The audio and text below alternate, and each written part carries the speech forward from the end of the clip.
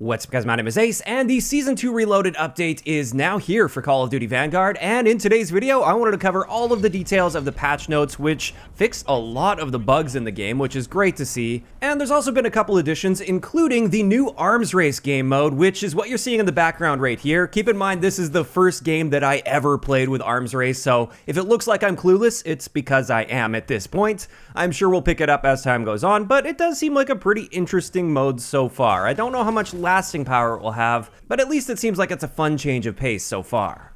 And just in case you guys are interested, I'm going to be streaming Arms Race a bunch this afternoon, so if you want to come by the Twitch channel and check it out and just say hi to me, that would be great. Of course, I will leave a link to my Twitch channel in the description of this video. But with that, let's start diving into the patch notes here and seeing exactly what changed with this update. And the first thing is the sniper rifle balance has finally gone through. I've done a full dedicated video on this already because this patch was meant to go live a couple weeks ago. And part of it did, but part of it didn't, but now it has gone live. So the big things here are the Type 99 as well as the Car 98 got very significant improvements to their aim down sight time. We're talking a roughly 100 millisecond improvement to our aim down sight time, which is massive for a sniper rifle. So those are going to be so much better for quickscoping now. Next, and probably the most exciting thing with this update for a lot of the Xbox players out there especially, it looks like they have fixed the aim assist issue that has been present since the game launched. This is that issue where aim assist just turns on and off sort of randomly, and like I said, this primarily affected Xbox players as well as PC players that used a controller. I don't think it was overly prevalent on PlayStation. It seems based on the patch notes that Sledgehammer is quite confident that they sorted this out and they have in fact fixed it, but they also said the true test is going to be once it's in the live environment, which it is right now. So if you guys are still experiencing this aim assist issue, make sure you let Sledgehammer know, and if you're able to record some footage of that, that would be really helpful for them as well. Now, on top of that, there were tons of stability fixes and bug fixes here. It looks like they've sorted out a lot of the server disconnect errors and the dev errors, as well as scrolling through friends lists. For a lot of people, this was kicking them out of the social menu. That should be fixed at this point. Same thing goes with the barracks issue. For many people, they were unable to access their barracks at all. That one should also be fixed. Then when it comes to various destructible areas on the map, they have apparently fixed an issue which allowed enemy nameplates to be seen through surfaces, or certain surfaces in certain situations, which is again good to see. It is kind of annoying when you have sort of that free wall hack, or your enemy has that free wall hack against you. Then there were a ton of miscellaneous fixes to the maps. Most of these issues I was completely unaware of. I've never experienced myself, and they are very specific changes, so I'm not going to talk about every single one here, but for many of them, it's just players are able to reach unintended locations, so weird little jump spots or glitches around the map. Also some individual spawn tuning, so certain spawn points that were problem spawns, for instance, they've adjusted those. Some of them you were like facing the wrong way off of spawn, so you'd be facing into a wall or something stupid like that.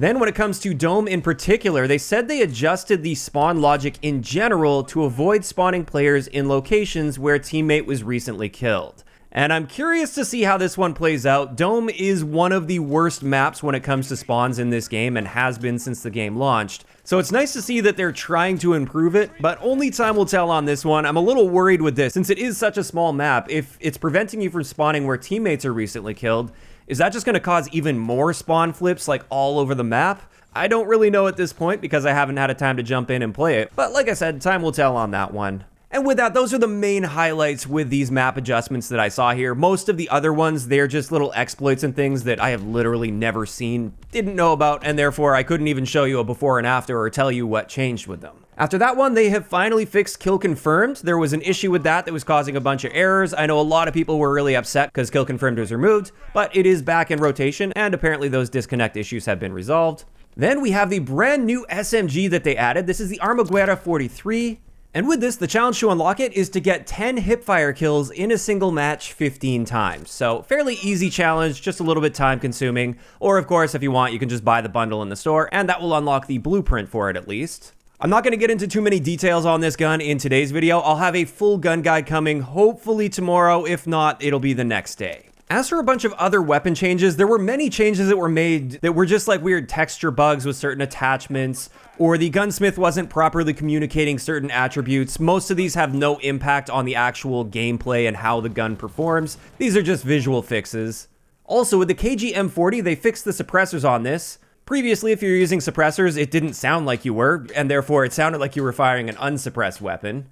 After that, they fixed the ball turret gunner so it will now track properly in the barracks, so your usage for the ball turret gunner will be tracking, and it will also track properly on the scoreboard. Speaking of the scoreboard, they have finally fixed the after action report, so the scoreboard will appear in your after action report. Then they just fixed some UI issues where completionist camos weren't properly displaying your current progress. They made it so you can now unequip calling card frames, titles, and kill cam themes, because you weren't able to do that previously. And then there were a ton of little cosmetic fixes and alignment issues with certain animations or character models or weapon models. Again, all of these things are just purely cosmetic, so there's not much point in going into too much detail with each of these. I mainly just focus on the gameplay affecting elements. And that's pretty much it when it comes to the regular multiplayer changes that we saw with this update, at least in the patch notes. Now, there were also a bunch of changes and additions to ranked play, but I already covered those in yesterday's video. There was really nothing too new in these patch notes that we got today that I didn't already cover. And of course, on the zombie side of things, I don't understand most of what's going on because I don't play zombies. I'm not into it at all. But the one big thing I'll mention is there is finally a pause button for zombies, which is ridiculous to say that. We're all the way into March at this point, and we just now got a pause feature, and this will only work for a total of 2 hours per game. So you can't leave your game paused overnight or anything, but you can at least pause it for short periods of time. Now, having said that, that just covers the patch notes. There's one more thing that I wanted to point out that I've noticed so far that isn't in the patch notes, and I think this is a feature that wasn't meant to be included in this update. I don't think it's in a completed state. It doesn't seem to be working properly, and this is the loadout vault.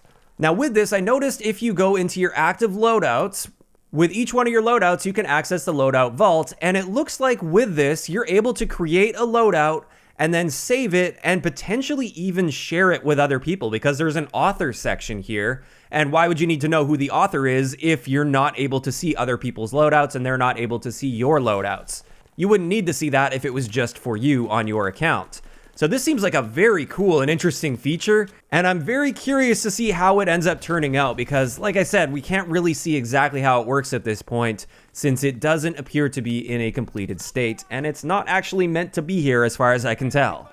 So there we go. That's going to wrap it up for everything that I've noticed so far with this Season 2 Reloaded update. And when it comes to my thoughts on this, I think it's great to see a ton of fixes for things that have been in the game since the game launched or have been there for quite some time, like Kill Confirm coming back, or mainly that aim assist fix. That one's been a really long time coming. So it's great to see a bunch of these fixes coming in, and also it's nice to have some refreshing gameplay with Arms Race. Although, like I said, I don't know how long lasting this will be, but it's at least refreshing right now. Having said all of this though, I can't help but express at least some amount of disappointment with this update, primarily just on the content side of things. When it comes to new multiplayer gameplay content, all we got with this update was Arms Race and a new SMG. And I just can't help but feel some level of disappointment with this, because I feel like we've been really starved for new content and new gameplay experiences in Vanguard for quite a long time. And I just don't know if this is going to cut it. I feel like Arms Race and this new SMG will keep things fresh and exciting for a couple weeks.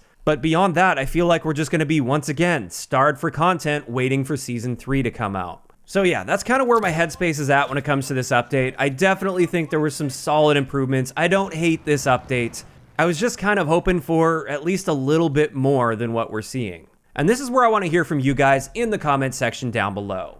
What do you think of this Season 2 Reloaded update? What are you guys thinking about Arms Race so far? And if you had a chance to try out the new SMG, what are your thoughts on that? If you enjoyed the video, a like rating is always appreciated. And don't forget to subscribe for more if you haven't already. I'll talk to you guys next time.